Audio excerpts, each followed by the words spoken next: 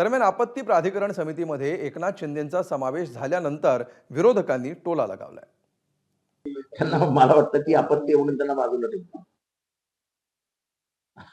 किती अपमान करायचा।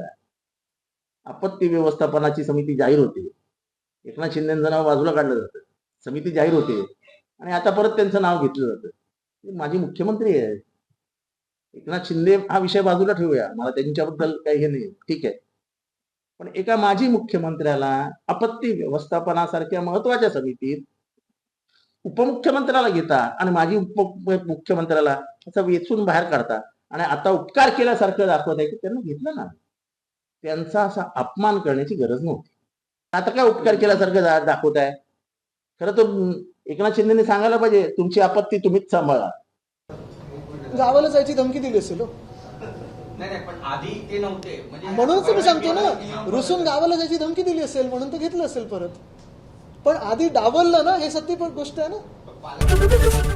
एबीपी माझा, उघडा डोळे बघा नीट।